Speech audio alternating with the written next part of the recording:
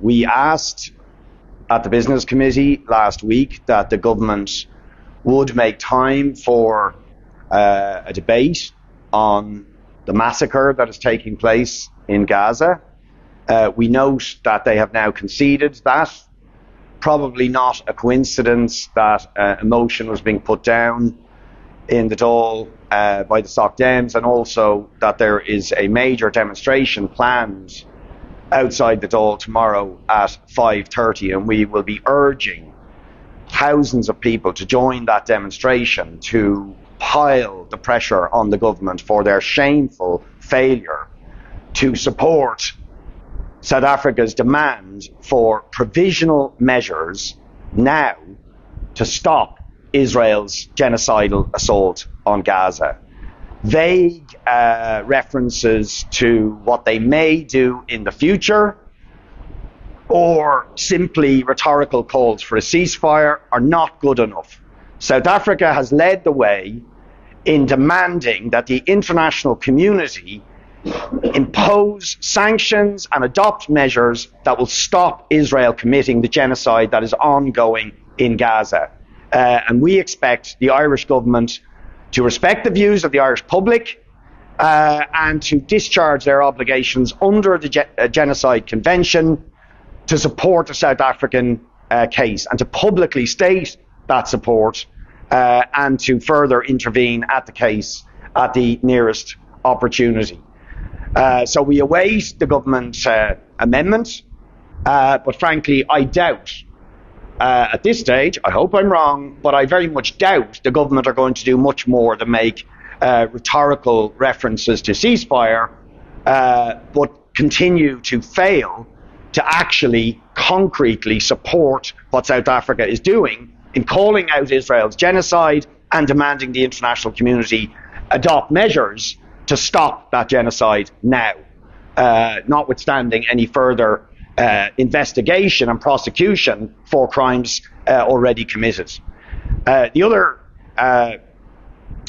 thing I think we have to mention is there are very, very worrying reports of comments made by the Ceann Comhairle at a gathering of the European Jewish Association, which we believe need to be clarified. The reports suggest an implication by the Ceann Comhairle that there is a rise of anti-Semitism and imply or infer that as well as this being, which it clearly is, on an ongoing basis driven by far-right and fascist groups, which should be absolutely condemned, an inference that somehow the left are responsible for this, and an implication really that if you criticize Israel's genocidal assault in Gaza, if you indict Israel, as multiple human rights organizations have, for crimes against humanity for decades, as Human Rights Watch have, as Amnesty International have, as UN Special Rapporteurs on the Middle East have, that somehow you're guilty of anti-Semitism. Now that needs to be seriously clarified, because those of us who condemn Israeli apartheid, who condemn Israel's genocide in Gaza, who condemn the illegal occupation of Palestinian territory, do so precisely because we oppose racism. We oppose an apartheid system that segregates people on racist and religious lines, that discriminates against them on racist and religious lines. So opposition to the policies and the apartheid regime that Israel presides over is motivated by opposition to racism of all types, including opposition to anti-Semitism. So we believe the Ceann Comhairle, as a matter of urgency, needs to clarify that and withdraw any suggestion that those who criticize Israel for its genocidal policies or its apartheid policies are somehow anti-Semitic, when the opposite is the truth. We are motivated by opposition to all forms of racism. Lastly, I just want to mention quickly the issue of the Planning and Development Bill. The requirement for amendments are going amendments have to be submitted to the Planning and Development Bill, a huge piece of legislation and a very important piece of legislation, have to be in by tomorrow. Now, we'll be putting in a lot of amendments, but one I particularly want to signal, given the absolutely dire housing crisis and the unaffordability of rents and house prices, which is contributing to an ever escalating and dire housing crisis and homelessness crisis, we will be submitting an amendment seeking that all development, residential development, should have at least 50% social and affordable housing. Currently, the legislation being proposed by the government will require that it be not more than 20% social and affordable, which, by the way, and people should note this, is a dilution of the social and affordable requirements in the old Planning and Development Act, where you had to have 20% social and affordable housing. The new bill the government are proposing is saying that it should be not more than that. Now, given that the vast, vast majority of working people are completely priced out of the housing that is being delivered by the private sector at the moment, rents are unaffordable, house prices are unaffordable, we believe this planning bill has to be used to actually ensure the delivery on a mass scale of social and affordable housing, and that a minimum requirement for all developments of any scale should be a minimum of 50% social and affordable housing in order to address the housing crisis. So we'll be submitting those amendments tomorrow. Just to start with the reports at the weekend in the Sunday Business Post about the possibility of the government seeking to introduce what would effectively be an internet tax, replacing the TV licence with a monthly extra charge on broadband of 10 or 15 euros extra a month. We want this week to warn the government that any attempt to impose an internet tax will see mass opposition along the lines of the opposition to the water charges. An internet tax, a 15 euro monthly charge on broadband, would be a regressive tax. Broadband is not some luxury, but an essential for basically everybody to have in their home. And the consequence of charging everyone 15 euros for it is that the poorest family in the country will be faced with paying an extra 15 euros a month, and the very richest family in the country would also pay the same 15 euros a month. So it's inherently unjust, regressive tax, just like the TV license. We also, of course, call for the TV license to be abolished. I think one reason that they're considering moving to this sort of internet tax is to get around the fact that around 50% of people are now voting with their feet or effectively boycotting the TV license. So the idea of incorporating it into an existing bill is an attempt to get around that. They should not do that, but similarly the TV license itself, also a regressive tax, should be scrapped, and instead we've put forward the idea of a big tech tax on the social media giants owned by multi-billionaires who dominate our media landscape to properly fund public service broadcasting and public service news, entertainment and so on right across the country. Second point I just want to raise briefly is people have probably seen that across Europe, across the world, pro-Palestinian protest has been criminalised or threatened to be criminalised. That's particularly stark in Britain, where there have been talks of banning mass protests or making protesters pay for the policing of those protests. Obviously, that is absolutely scandalous. However, there are worrying signs now in Ireland that we're beginning to see the criminalisation of pro-Palestinian protest. A young man, Darrell, an activist, pro-Palestinian activist, was fined €1,000 yesterday in court simply for standing beside the Israeli embassy. He wasn't accused of anything other than standing beside the Israeli embassy during a protest. When the Gardaí asked people to leave, he wasn't accused of anything else. He simply was standing peacefully beside the Israeli embassy, and yet has been fined €1,000. That's very worrying. It's very worrying in terms of the tens and tens of thousands, if not 100,000 of people who have participated in some form of pro-Palestinian protest over the course of the last more than 3 months. It's also very worrying when it stands in such stark contrast to the inaction of the state in relation to the far right. and the really softly approach that has been adopted by the state in relation to the far right. Final thing, just to add to the comments that Richard made about the Ceann Comhairle remarks, I mean, it is just completely inappropriate for the Ceann Comhairle, a supposedly neutral arbiter of debate in our parliament, to make such a nakedly political intervention, blaming and slandering the left as being responsible for anti-Semitism.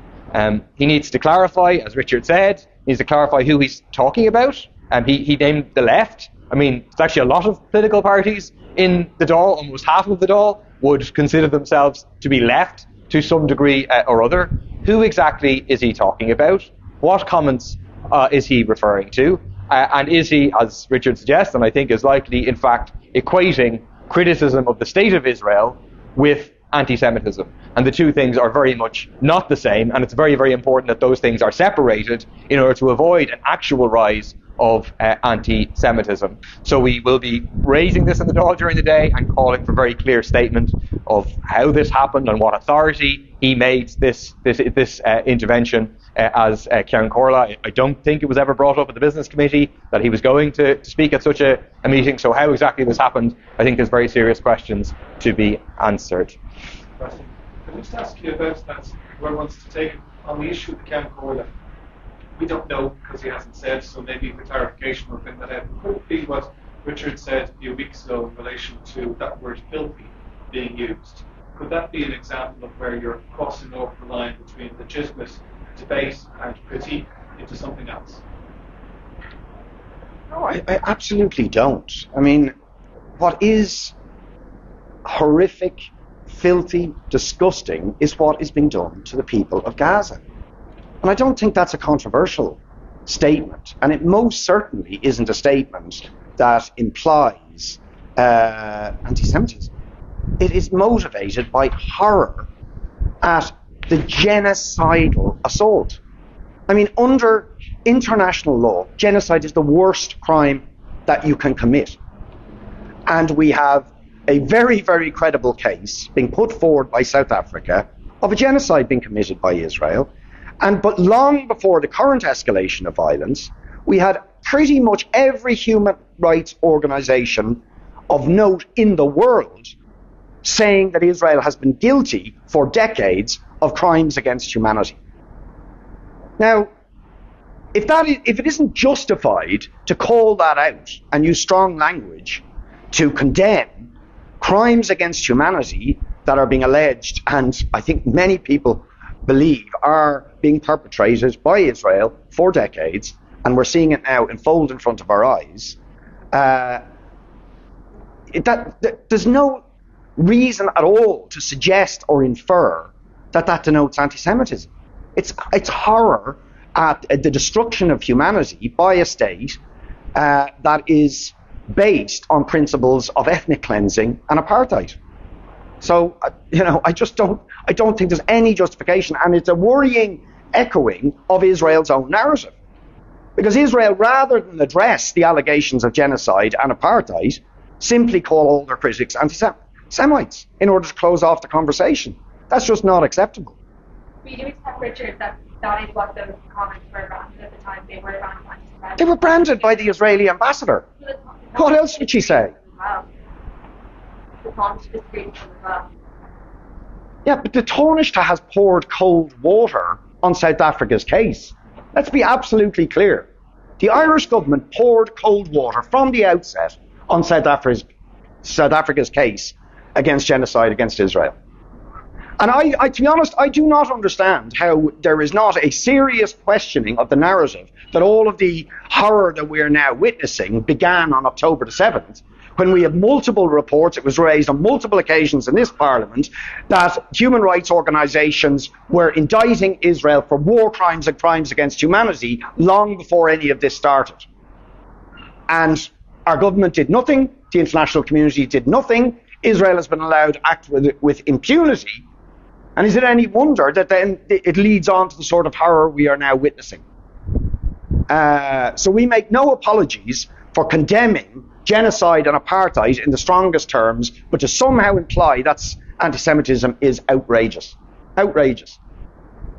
Just add the point, look, this tactic of smearing those on the left, critics of the actions of the Israeli state, as anti-Semitic, this is a tried and tested tactic by the political establishment. And it's a tactic which worked against Jeremy Corbyn. That was the key tactic that was used to bring Jeremy Corbyn down. They happened upon it and they kept going and going and going. And so we're going to take a stand and refuse. You can look through our records and you will not find a single iota of anti-Semitism. Socialists are the biggest fighters against racism of all sorts. There is a very proud history of Jewish socialists, anti-Zionist Jewish socialists who are, like, we look to and we learn from their writings and so on.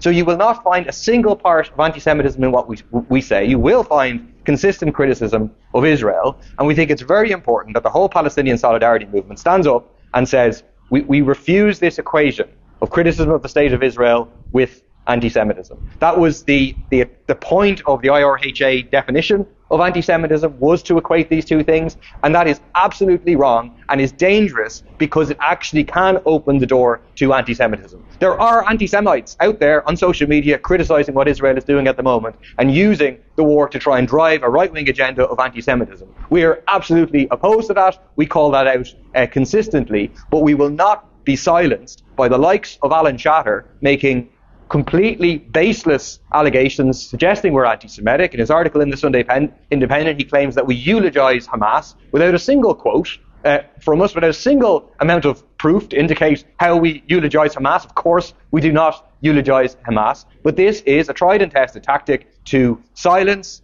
Palestinian solidarity supporters and silence those on the left, and we are not going to be accepting it from Alan Shatter or from the Ceann Comhairle or from anyone else. Will you be calling on the Ceann Comhairle during order of business today, or any other avenue to clarify those points? Yes, we need to work out exactly what the appropriate moment is, but we will be calling for him to clarify the remarks, yeah. You mentioned that the Irish government put forward code law, and that's the case to start, and Taoiseach said today that they will contest the case. Just now isn't the right time, essentially. So are you seeing that as a U-turn then? No, it shows that they're under pressure, and it's why we're having the demonstration tomorrow, and we would appeal to people who are absolutely horrified at an ongoing massacre and genocide in Gaza to get out on the streets and demand our government do something. But to be honest, talking about joining the case later, possibly, when there's a genocide happening now, is worse than useless. I mean, the whole point of the South African action was to demand provisional measures under the Genocide Convention to stop the genocide that's happening now. We needed the international community to take measures to stop Israel's slaughter before the already horrific situation in Gaza gets even worse. I mean, famine is now threatened. 2 million people, virtually the whole population displaced. 25,000 people dead, thousands more buried under the rubble. I mean, what more does the international community or our government need before they will actually do something to try and sanction Israel, to try and prevent the continuation of this massacre? So it is supporting the provisional measures being requested is what's needed, not some sort of long-fingered investigation that may not actually take place for years. That is of no use. And I want to stress, and it's something we put forward a motion calling on the government in November to initiate action under the Genocide Convention. And we said at the time, and I just want to repeat, the Genocide Convention confers legal obligations on all of its signatories to act to prevent genocide, not simply to hold people accountable after the fact, but to prevent a genocide. And we believe that there is an absolutely overwhelming case for the international community to act to do that, including our government. Thanks very much. Thanks, everyone.